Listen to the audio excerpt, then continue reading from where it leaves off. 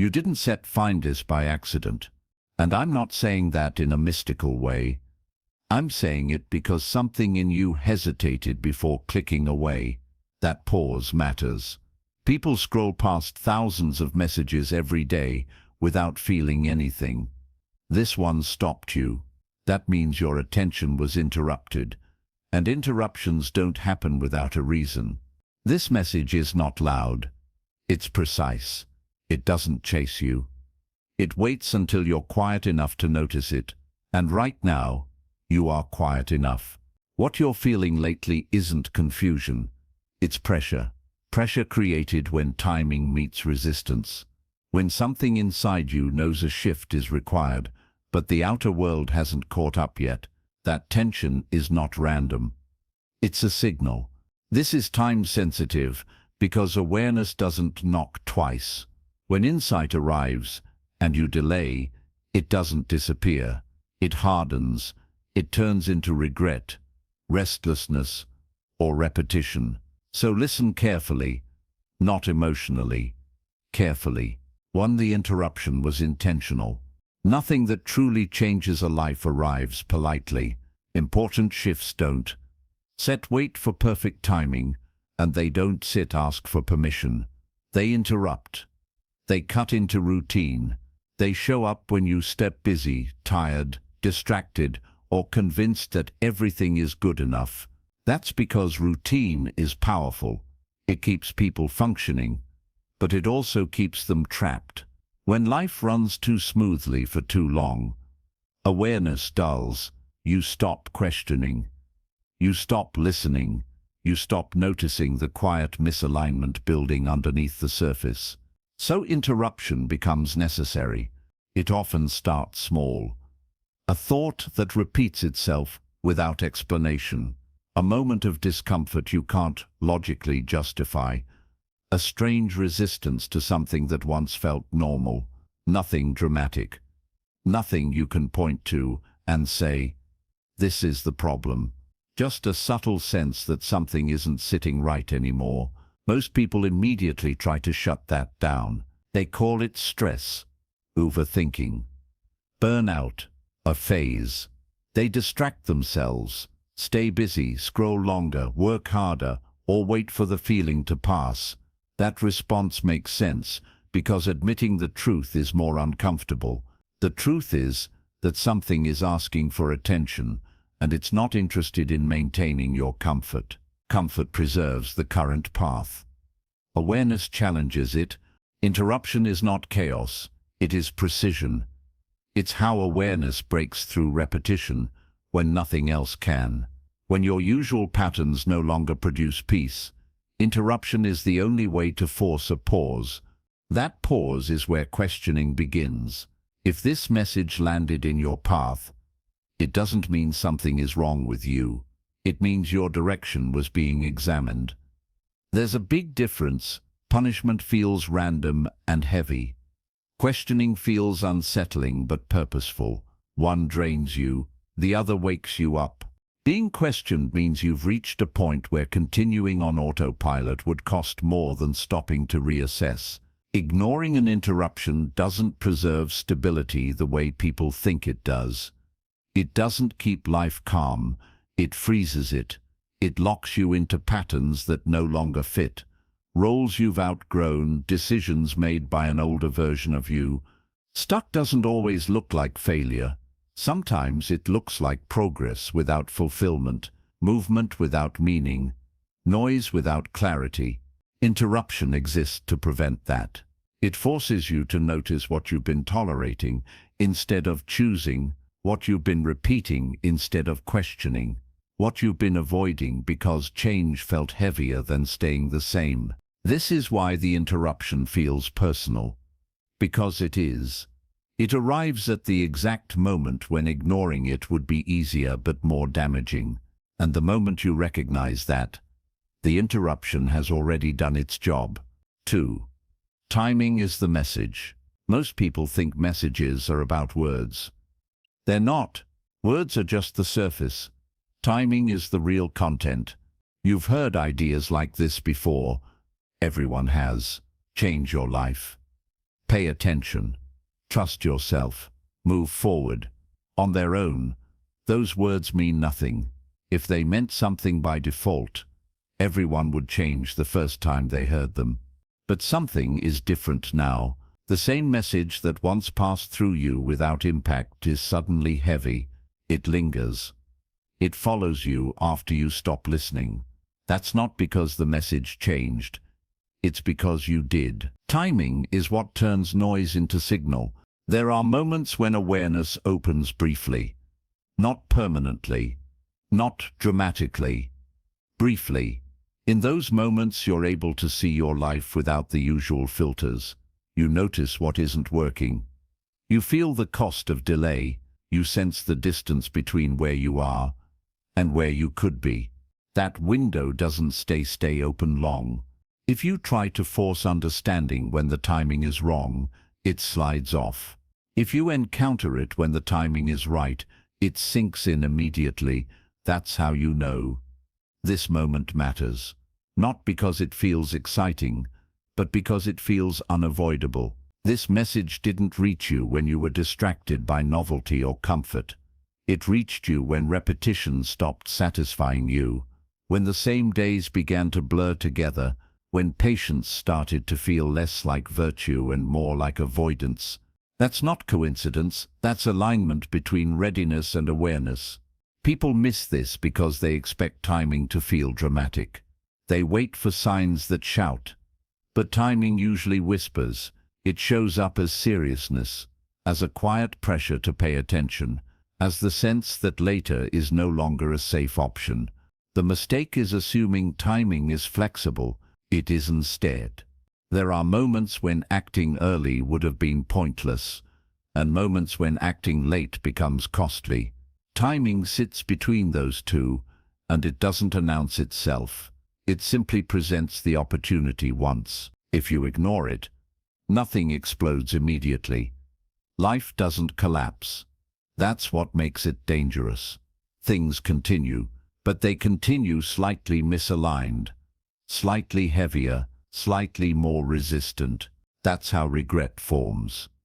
Not through disaster, but through accumulation. This is why timing itself is the message.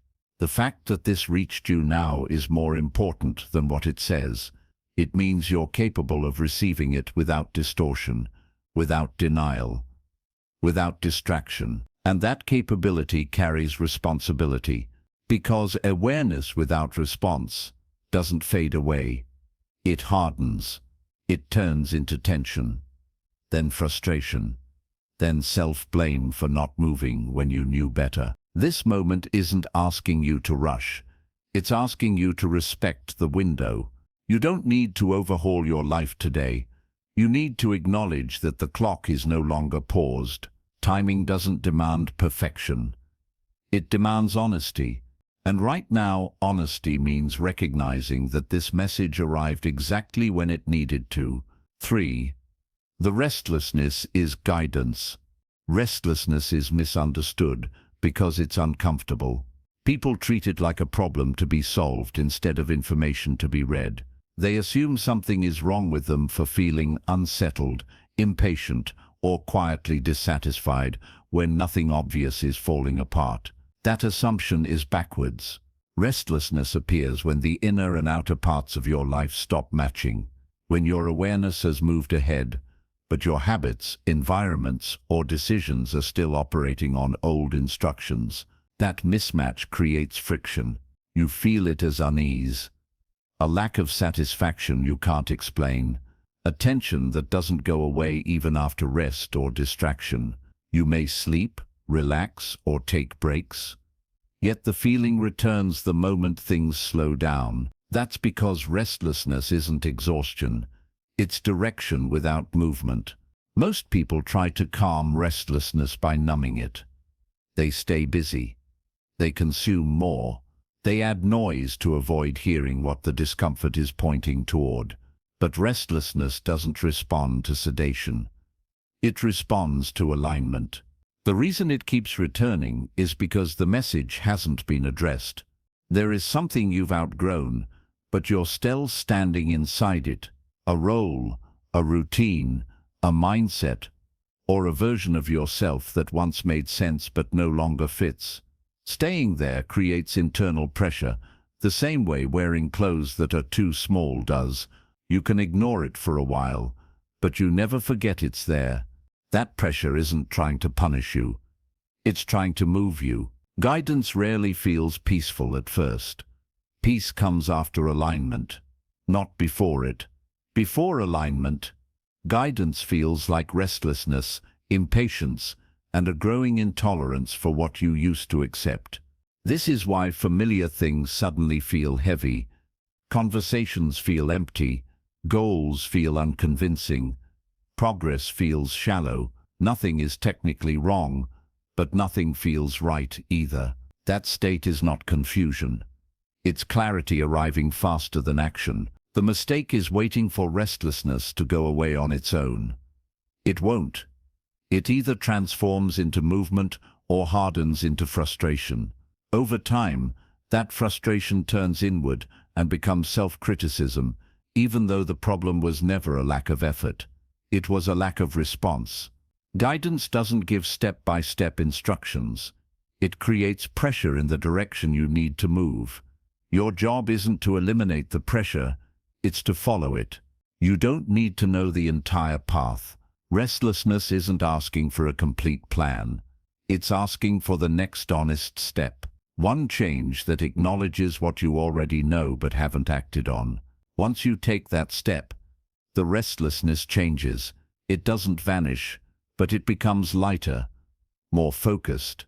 It turns into momentum instead of weight. That steps how you know you stead your listening. If you ignore it, the pressure increases. Not out of cruelty, but necessity. Guidance escalates when it's dismissed. And right now, the fact that this resonates at all tells you everything you need to know. 4. Delay is a decision. Most people believe they are waiting. They're not. They are choosing. Waiting sounds passive, harmless, even responsible. It gives the illusion of caution and maturity. But beneath that language, something else is happening. Every delay is an active decision to maintain the current state of your life. That decision might be unconscious, but it's still a decision. When you delay, you are not pressing pause on consequences. You are choosing the consequences of staying where you are. You are voting for the familiar, even if the familiar no longer fits. This is why delay feels safe at first. Nothing breaks immediately. Life continues. You wake up, function, respond, repeat. On the surface, it looks like stability, but internally, something shifts. The cost begins to accumulate quietly. Opportunities don't vanish in dramatic moments. They decay. They soften. They lose urgency. What once felt possible starts to feel unrealistic. What once felt clear becomes vague. That's not bad luck. That's time passing without response. The danger of delay is not failure. It stops erosion. Each time you postpone a decision you already understand, you weaken your trust in yourself. You teach your mind that insight doesn't require action. Over time, this creates a subtle, internal split. You see clearly, but you don't move. You know better, but you stay still. That split is exhausting. People often misinterpret this exhaustion as burnout or lack of motivation. It isn't. It's the fatigue that comes from carrying clarity without release, from holding awareness hostage instead of letting it lead. Delay also distorts perception. The longer you wait, the heavier the decision feels. What could have been a small adjustment turns into a major upheaval, not because the change grew larger, but because your resistance did. This is how people end up feeling stuck for years, even though the initial signal was brief and manageable. There is no neutral delay. Every moment of waiting reinforces the current direction. Even doing nothing strengthens the habit of staying. That habit becomes identity before you realize it. This is why this message is time-sensitive. Not because something external will punish you, but because internal alignment has momentum. When you act while clarity is fresh, the path responds. When you hesitate too long, clarity withdraws and action becomes heavier. You don't lose the opportunity instantly, you lose the ease of responding to it. And ease matters. The most dangerous form of delay is the one justified by logic. I'll wait until things settle. I need more certainty. Now isn't the right time. These sound reasonable, but they ignore a crucial truth. Certainty never arrives before movement. It arrives because of it. If you were meant to wait, you wouldn't feel this pressure. Waiting feels calm. Delay feels tense. That tension is the difference. This moment is asking you to recognize that postponement is not neutral. It is shaping your future in real time. And once you see that, you can no longer claim you didn't choose it. 5. The signal is personal. Most messages are easy to ignore because they're meant for everyone. This one isn't. That's not arrogance, and it's not fantasy. It's simple observation. If this were generic, it would slide past you the way most content does. You would feel nothing. No pause, no internal reaction. But something in you stayed. That tells you the signal matched something already present inside you. Personal signals don't announce themselves loudly. They feel familiar, almost uncomfortable in how accurately they land. They don't introduce new ideas. They name things you've already been aware of, but haven't fully acknowledged. That's why this feels less like learning and more like remembering. When something is meant for you, it doesn't require persuasion. There's no argument, no emotional push, just recognition. A quiet sense of this applies, even if you don't fully understand why yet. People misunderstand this and assume it means they are special in a grand sense. That's not the point. It means you are at a specific point in your life where this message can be received clearly. Others might encounter the same words and feel nothing because their timing, focus, or readiness is different. Relevance is not universal. It sits precise. This is also why personal signals feel isolating. You can't easily explain them to others. When you try, it sounds vague or exaggerated.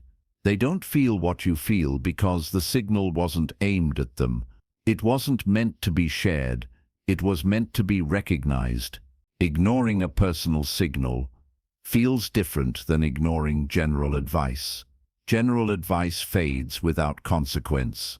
Personal signals leave residue, a low-level tension, a sense that something important was brushed aside. That residue is awareness waiting for response. The more you dismiss it, the more specific it becomes. Not louder, but sharper. It shows up in patterns, repetition, and an increasing inability to feel settled. This isn't coincidence. It's refinement. A signal narrows until it can no longer be misunderstood. This is why you don't need external validation right now. Looking for confirmation from others only dilutes the message. Personal signals lose clarity when exposed to too many opinions. They are meant to be processed internally, then acted on quietly. The fact that this resonates doesn't mean you have to announce anything or prove anything. It means you are being asked to respond with honesty, not performance. This moment is not about belief. It's about responsibility. Responsibility to what you already know but haven't fully accepted. And once a signal becomes personal, neutrality is no longer an option. You either respect it or you spend energy resisting it. That choice shapes what comes next. 6. What you do next matters more than what you feel. Feelings are loud, but they are temporary. Action is quiet, but it leaves a mark. Most people mistake emotional response for progress. They feel something shift, something open, something resonate, and they assume that feeling itself has done the work. It hasn't. Feelings are signals, not outcomes. You can feel clarity, and still remain unchanged. What matters now is not how strongly this message moved you, but what you do once it ends. That's where most moments like this collapse. The emotion fades, routine returns, and the opportunity dissolves into memory. That's not because the message was weak. It's because response was deferred. Insight without action doesn't disappear. It lingers, and lingering awareness becomes pressure. That pressure either turns into movement or turns against you as frustration, self-doubt, and a sense of stagnation you can't explain. This is why action doesn't need to be dramatic. It needs to be honest. One clear step in the direction you've been avoiding carries more weight than 100 emotional realizations. Action grounds awareness. It proves to your mind that insight has authority. Waiting to feel ready is a mistake. Readiness is not a feeling, it's a decision. You rarely feel prepared before acting on something that matters. You feel prepared because you acted. This is where people get trapped. They keep collecting insight, reflection, and confirmation, believing more understanding will make action easier. It doesn't. It makes avoidance more sophisticated. The purpose of a moment like this is not interpretation, it's initiation. What you do next doesn't have to fix everything. It just has to break inertia. Inertia is the real enemy here. Not fear, not doubt. Inertia keeps things exactly as they are, while convincing you nothing is wrong. Once inertia breaks, momentum replaces effort. That's why the next step matters so much. It signals a shift from observation to participation, from awareness to alignment. If you act, even imperfectly, something changes internally. Trust in yourself begins to rebuild. Energy that was locked in tension gets released into movement. The message integrates instead of fading. If you don't act, the message doesn't vanish. It stays with you as a quiet weight, a reminder that you recognize something important and chose comfort over response. This is not about pressure, it's about consequence. Every moment of awareness asks a simple question: will you move or will you manage the discomfort of staying still? What you do next answers that question. 7. This is the moment of alignment. Alignment is often misunderstood. People expect it to feel light, exciting, or euphoric. It rarely does. True alignment feels quiet, focused, and heavy in a grounded way. It carries a sense of seriousness, as if something inside you has stood up and is paying attention. That sips the state you pair in right now. This moment isn't about adding something new to your life. It's about removing what no longer matches who you've become. Alignment doesn't demand transformation. It demands honesty. Honesty about what you've been tolerating, about what you've been postponing, about the gap between what you understand and what you're willing to act on. When that honesty appears, everything sharpens, your attention narrows. Distractions lose their appeal. You feel less interested in noise and more interested in clarity. That shift isn't accidental. It's alignment beginning. There is a moment in every meaningful change where things could still go either way, not dramatically, quietly. This is that moment, the point where internal direction and external behavior either meet or drift further apart. There is no neutral outcome here. If you act in alignment with what you now recognize, even in a small way, things reorganize. Not instantly, but coherently. Effort feels cleaner. Resistance lessens. You stop fighting yourself. If you don't, life continues. But with more friction. The same situations feel heavier. The same questions repeat. Not as punishment, but as consequence. Alignment doesn't instict force. It offers a choice. This is why moments like this don't linger. They either convert into action or dissolve into background noise, but they leave a trace, and that trace becomes the reference point you measure future decisions against. You'll remember this moment the next time you feel stuck, the next time you hesitate, the next time you wonder why things feel slightly off. You'll know there was a point where clarity was available and response was optional. That knowledge changes you whether you act or not. But if you do act, something settles. Not everything, just enough. Enough to move forward without constantly questioning yourself. Enough to feel internally consistent again. This message doesn't promise outcomes. It marks a threshold. What comes next depends entirely on whether you respect what you've just recognized. And that sets the real signal. You don't need another sign after this. You don't need more confirmation, more explanation, or more time to think it through. What needed to be recognized has already been recognized. This moment will pass. Not loudly, quietly, and what you do after it does will matter more than anything you felt while listening. If you move even slightly, things begin to realign. If you don't, life will continue, but with more resistance, more repetition, more unanswered tension. Nothing here was meant to scare you. It was meant to clarify you. This message wasn't sent to entertain you. It arrived to interrupt you. Whether it becomes a turning point or just another video depends entirely on what you choose next. And that choice starts now.